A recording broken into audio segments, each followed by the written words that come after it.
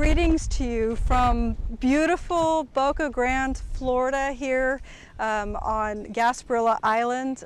I am Michelle Robert Shaw, the rector at St. Andrew's Episcopal Church, and I am coming to you in a day, a week, a time, a season even, that is uneasy for all of us as we learn to cope with this new virus spreading throughout our world.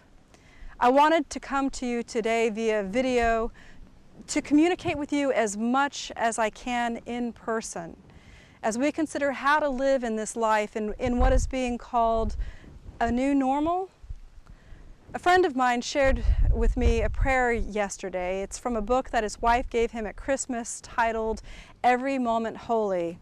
And it's a prayer that's set aside for a day and a time like this, and I wanted to offer it to you in this our time together.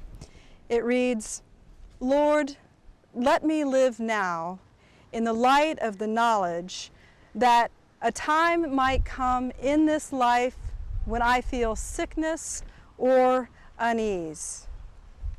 And it might be a season whereby I might need to adjust to a new normal, a new way of being. And in this new normal, my abilities are limited either by advancing of age or by dis-ease or changing circumstance or accident. Therefore, let me use this good health that I now have, while I have it, presuming nothing, using it well to serve you, to love you, and to care for your people and your creation. Wow.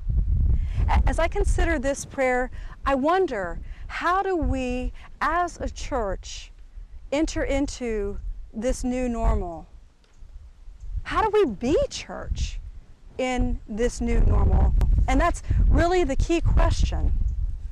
Of course, the immediate reaction, I think, that we all have is batten down the hatches, hunker down, follow the authorities and what they are saying, and be mindful of the CDC. And all of these things are true, and all of these things have great value. But as Christians, we have to ask, how do we want to be church? How do we want to be known as church in this time of crisis? I heard recently the Prime Minister and then the President allude to this time that we're in as like being at war, but instead of having the enemy across the ocean, it's an enemy that we can't see. Some of you may remember that time just post-World War II, after all the dust had settled, when people began to ask, where was the church amidst all the evil? Where was the church when all of this happened? And the clergy and leadership of St. Andrew's are asking this very question in our time. How do we want to be church?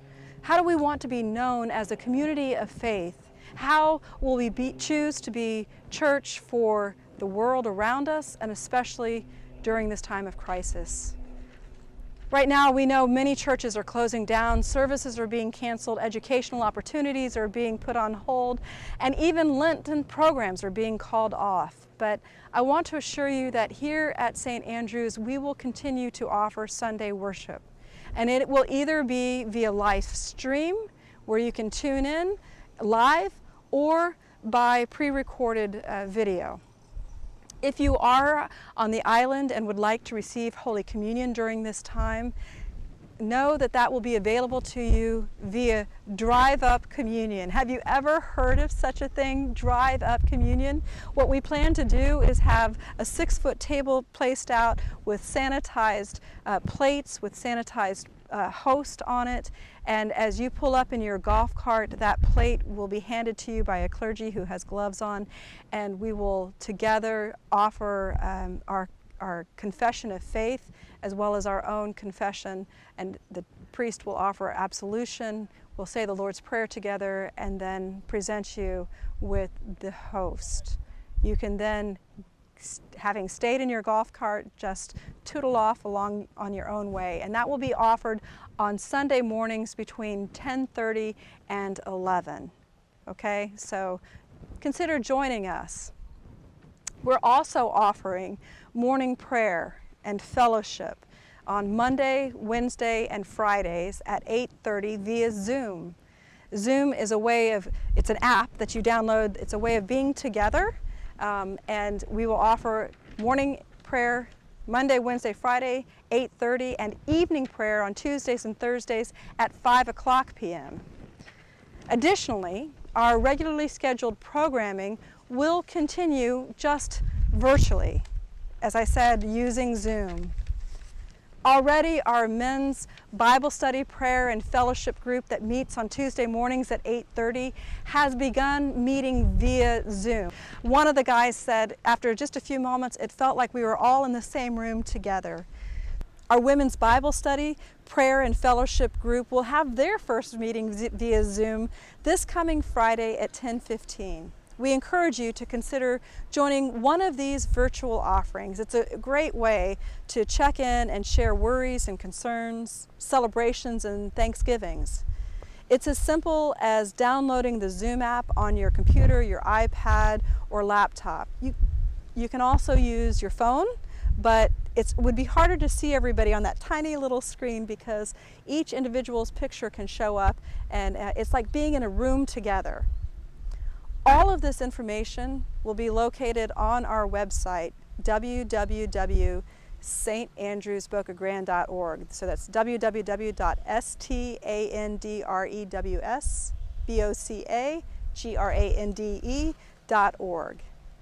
To join any of the Zoom offerings, simply click on the appropriate gathering or meeting on the calendar page, which is on our website, right on the front. It says calendar. Just click on the right thing and you will be connected to that Zoom meeting. And if you have any questions about how to do this, just call me, 941-964-2257, extension 1, and we will get you connected.